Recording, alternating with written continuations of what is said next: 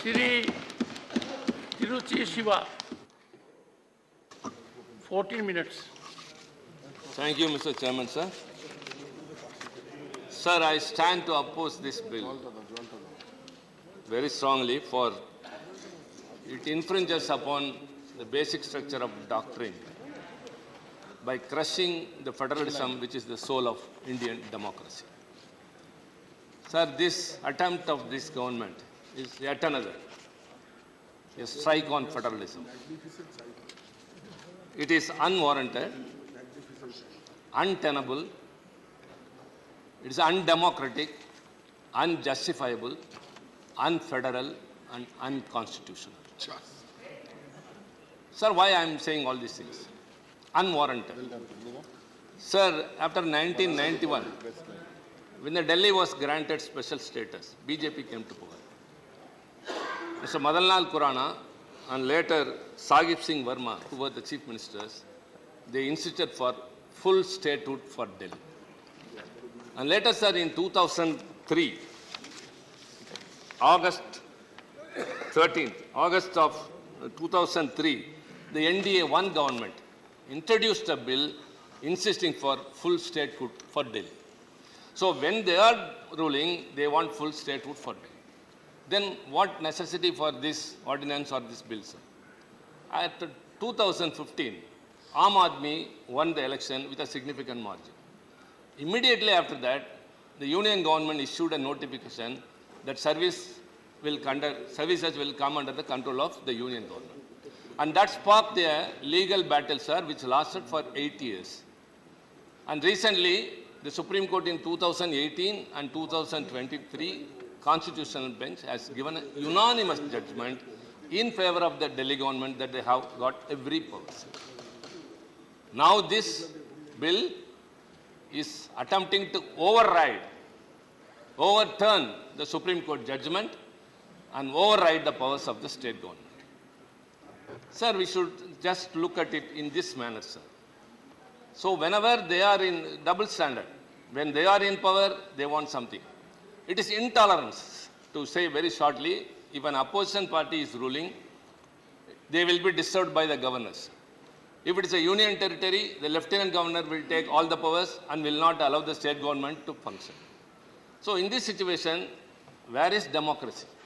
Sir, our constitution, as you know very well, sir, has given a structure of federalism, which gives the very importance to the regional aspirations can be represented and realized by state governments, and which cannot be done by a centralized union government. Sir, it has also established a mechanism of triple chain accountability. The people hold the legislators accountable, the legislature holds the government accountable, and the government holds the officers accountable. But now, the officers are not under the control of the government of union territory. So what's the use of being there? So this triple chain accountability is broken by way of this attempt. This not only I say here, sir, the Supreme Court has also emphasized very strongly. It should not be severed on any account. Sir, now coming detail into the bill. Why we are opposing? What are the contentious issues? What are the reservations we have? All others have spoken, sir, but we have to enlighten it. Number one, this bill attempts to establish a National Capital Civil Services Authority. As everyone said, it will consist of 3 members under the chairmanship of the Chief Minister and 2 officers, Home Secretary and Chief Secretary. Who are they? Appointed by the Union government. Obviously, one can understand what will be the outcome. The quorum is 2 and the majority will be the decision. Sir, I have moved an amendment which even it may be passed. I think with hope. If at all it is passed, even it won't be of use, sir. Because even if the authority with a majority gives a suggestion to the lieutenant governor, he can reject it. So ultimately it goes there. The authority becomes redundant and the chief ministership becomes lesser than a rubber stamp. We are very sorry to say these words, sir. A chief minister elected by the government has to fulfill the obligations by the mandate is been given to him. But whereas he is not able to have control. Sir, Delhi has been the nucleus of power from Mughals to British. Can anyone say any ruler has ruled without control on their officers, whether he or she? But now this bill paves the way. Sir, where we are heading towards? The government which is accountable to the people, to the legislature, and the government which can hold the officers accountable, now they don't have any control over the officers. Number two, sir, the Council of Ministers, the Cabinet. Earlier, sir, the notes which are prepared by the ministers. And it will be taken over there. And after the decision, it will be forwarded to the Lieutenant Governor. It is vetted by the Law Department.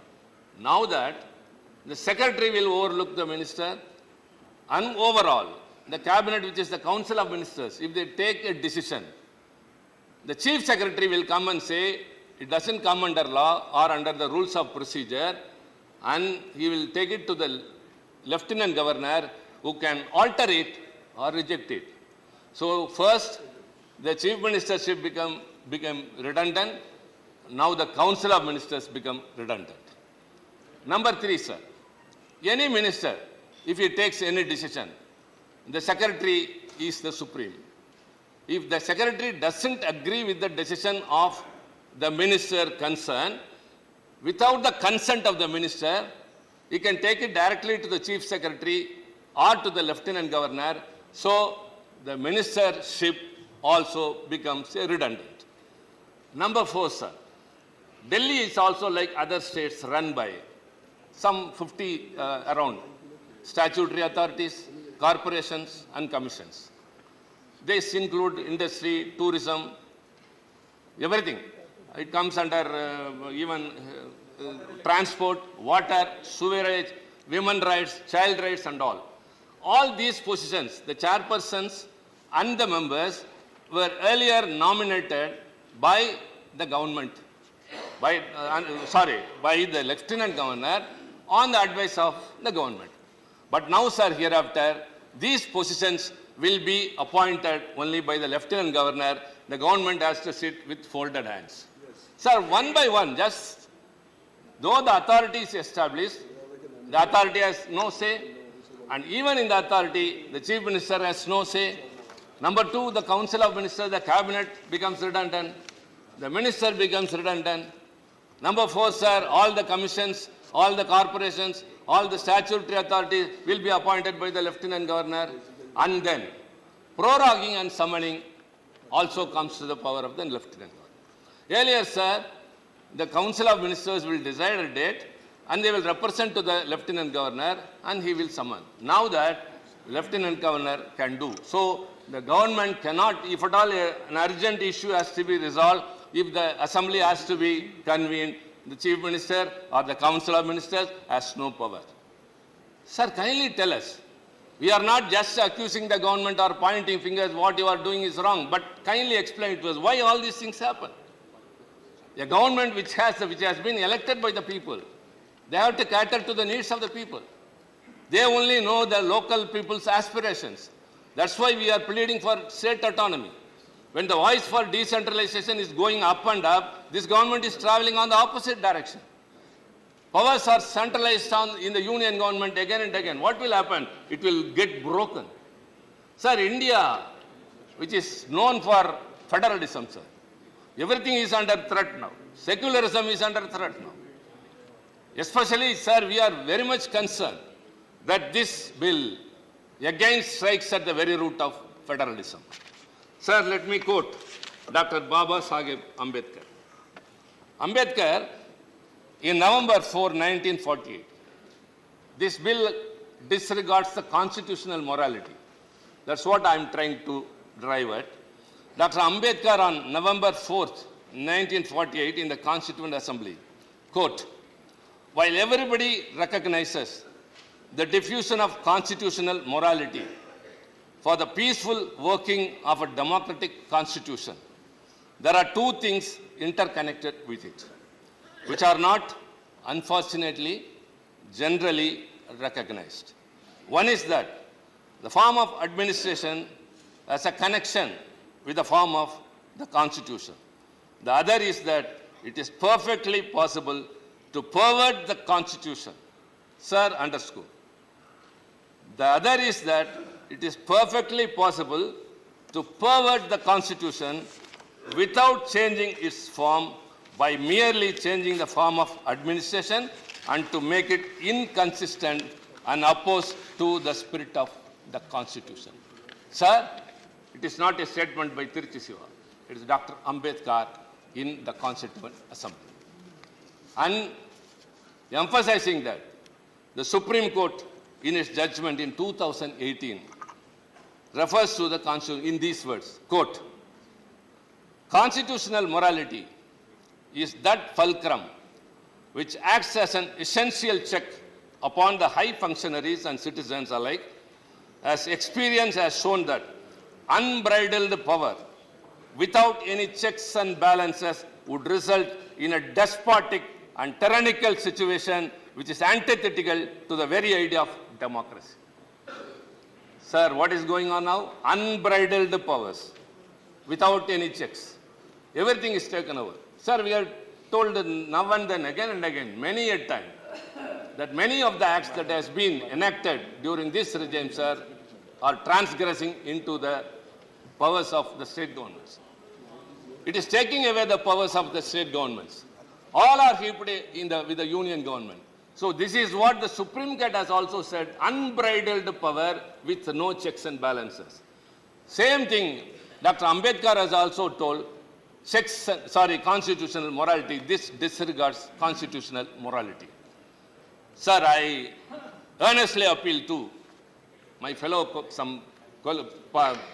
colleagues of some political parties who may support the government's decision. My earnest appeal, as Mr. Singhvi told, sir, we are living in an area where there are 100 huts, all thatched roofs. If the last house is burning, the person sleeping in the first house will not sleep. He will go, run and put out the fire with the fire brigade. Yes, it is not only to help him, sir, but to safeguard his own self. If it is not put out, that fire will slowly come and at last it will affect them. So it has to be thought over. Sir, all these years, we have preserved our independence. We have preserved our democracy. Sir, often you used to say, sir, very proudly, India, the largest democracy in the world. Yes, sir. The largest democracy now is in peril. Why so many charges against the state governments?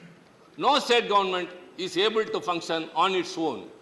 It's not able to enact a law. If something is passed in an assembly, it is not endorsed by the governor. So they are not able to serve the people's needs. Only they know what the people need. That's why the state governments have been formed. But now that either the union government encourages or through the governor, it is trying to obstruct. Sir, all these things have to be kept in mind. Again, I say, all the reservations and contentions we have raised are not with a partisan mood, sir, but it has to be justified. Why all these things have been done? Why all the powers have been taken from a state government? Why the chief ministership has been reduced to the level of, to say the word rubber stamp, and more or less, everything is redundant, sir. What is the big idea of getting along? Sir, let me conclude, sir. I've already told them once, now that, not in any other manner. In the democratic process, one day they will be out of power. And every day they will be lamenting and regretting for all those laws they have enacted. It is not far behind, sir. 2024, the India Alliance will win. We will be there. And, sir, we will restore Delhi its autonomy. Thank you very much.